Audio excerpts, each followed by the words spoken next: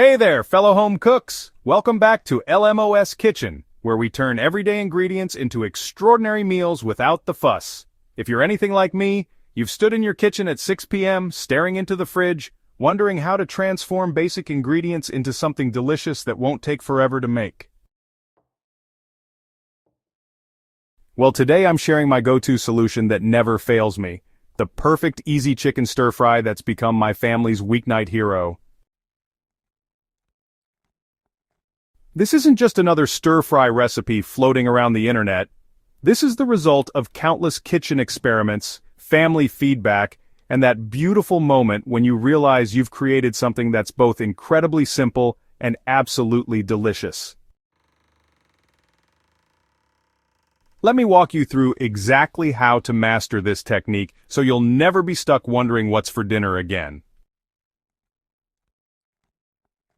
Before we dive into the how, let me tell you why this particular approach works so beautifully. The secret isn't in fancy ingredients or complicated techniques, it's in understanding the fundamental principles that make stir-frying successful. When you get the timing right, manage your heat properly, and prepare everything in advance, you'll have a restaurant-quality meal on your table in under 20 minutes. I've taught this method to busy parents, college students, and even my own teenagers, and every single time they're amazed at how something so simple can taste so incredible. The beauty lies in the versatility. Once you master this base technique, you can adapt it to whatever vegetables are lurking in your crisper drawer or whatever protein you have on hand. You know, the most crucial step happens before you even turn on the stove, and that's your preparation. I learned this lesson the hard way after countless stir-fries that turned into soggy messes because I was frantically chopping vegetables while my chicken overcooked. Now, I always set aside 10 minutes to prep everything before I start cooking, and let me tell you, it makes all the difference. Alright, let's start by cutting your chicken into uniform, bite-sized pieces. About 3/4 of an inch works perfectly. The key word here is uniform, because evenly sized pieces cook at the same rate, ensuring nothing gets overcooked while other pieces are still raw. Personally, I always use boneless, skinless chicken thighs when possible because they're more forgiving than breasts, and stay incredibly tender even if you cook them a minute too long. Your vegetables should be prepped and organized in the order they'll go into the pan. Harder vegetables like carrots and broccoli stems need more cooking time, while delicate items like snow peas and leafy greens go in at the very end. I like to arrange everything on a large cutting board or in small bowls. It might seem like extra dishes, but trust me, once you start cooking, everything moves fast. Here's where many people skip a step that could elevate their entire dish. Even a quick 15-minute marinade transforms ordinary chicken into something special. I combine soy sauce, a touch of cornstarch, and a splash of rice wine or dry sherry. The cornstarch isn't just for flavor. It creates a light coating that helps the chicken develop a beautiful golden exterior while keeping the inside incredibly tender. The ratio I always use is simple. For every pound of chicken, I use 2 tablespoons of soy sauce, 1 tablespoon of cornstarch, and 1 tablespoon of rice wine. Sometimes I'll add a pinch of white pepper or a tiny bit of sesame oil, but honestly, those 3 basic ingredients create magic on their own. Mix it all together and let it sit while you prep your vegetables. This is where the real technique comes in, and I promise it's easier than you think. The biggest mistake I see people make is using medium heat because they're afraid of burning something. But stir-frying demands high heat.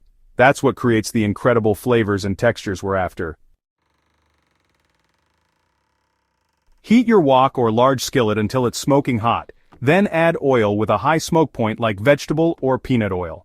You'll know it's ready when the oil shimmers and moves freely around the pan. Add your marinated chicken in a single layer and resist the urge to move it around immediately. Let it sit for about 2 minutes to develop that gorgeous golden brown color, then stir and continue cooking until it's just done.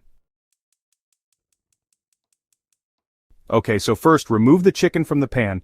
This is crucial because it continues cooking from residual heat, and honestly, we don't want it to become rubbery when we add it back later. Now using the same pan with all those beautiful brown bits, start adding your vegetables in stages, beginning with the firmest ones that need the most cooking time. The sauce is where you can really make this dish your own, but I always start with a reliable base that works every time. Soy sauce provides the salty umami foundation, while a touch of oyster sauce adds depth and slight sweetness. A small amount of cornstarch mixed with chicken broth creates the perfect consistency that coats everything without being gluey. My go-to ratio for 4 servings is 3 tablespoons soy sauce, 2 tablespoons oyster sauce, 1 tablespoon cornstarch, and half a cup of chicken broth. I mix this together in a small bowl before I start cooking so it's ready to pour in at exactly the right moment. Sometimes I'll add a teaspoon of sugar if I want a touch more sweetness or a splash of rice vinegar for brightness. So once your vegetables are crisp tender and, this timing really varies depending on what you're using, it's time to bring everything together. Push the vegetables to one side of the pan, pour your sauce mixture into the empty space, and let it bubble and thicken for about 30 seconds. Then, add your cooked chicken back to the pan and toss everything together until the sauce coats every piece beautifully. The final step is what I call the finishing touches. A drizzle of sesame oil adds incredible aroma while a sprinkle of sliced green onions provides fresh color and a mild onion flavor that ties everything together.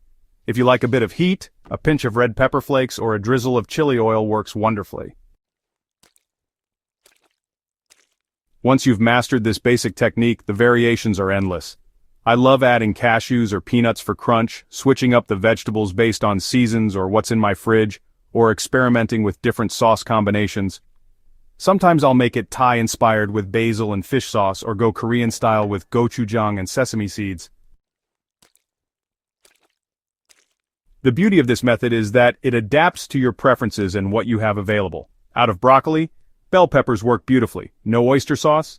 A bit of hoisin sauce creates a different but equally delicious profile. This flexibility is why stir-fry has become my answer to those I have no idea what to make moments. Ready to transform your weeknight dinners? Give this easy chicken stir-fry a try and let me know how it turns out. If this helped solve your dinner dilemma, hit that subscribe button and share this with a friend who could use a reliable go-to recipe. I love hearing about your variations and successes in the comments, so don't be shy about telling me what vegetables or sauce combinations became your favorites. Happy cooking, and I'll see you in the next Lmos kitchen adventure.